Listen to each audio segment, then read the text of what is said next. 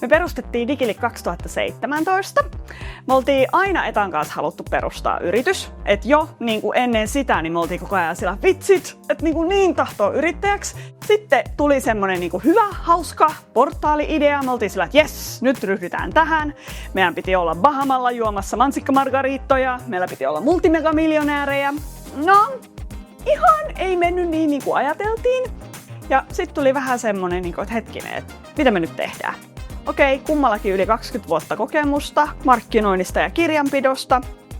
No, tehdään sitä, mitä me oikeasti osataan. Tää on ne 2 ydinjuttua, mitä yrittäjät oikeasti tarvii. Että jos sulla ne toimii, niin sit sulla toimii yrityskin. Niin siitä on aika iso hyöty versus siitä, että ottaa sitten täysin eri paikoista eri palveluita. Silloin kun tehtiin täyskäännös ja keksittiin itsemme uudelleen, mietittiin, että mikä olisi sitten se ohjelma, jolla sitten tarjotaan näitä taloushallintopalveluita. Ja päädytin Fennoan. Se on niin helppokäyttöinen. Sä vaan aukaset sen ja alat tekemään. Ja myöskin asiakkaat pystyy sitten ottaa käyttöön sen tosi helposti.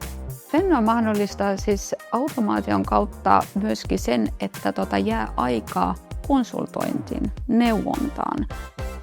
Yrittäjät on myös arvostanut sitä, että meillä on vähän semmoinen koulutusomainen touchi, eli sen sijaan, että vaan tarjotaan heille, että ota tästä, niin me selitetään, autetaan proaktiivisesti vähän katsotaan, mikä on tilanne ja tehdään siitä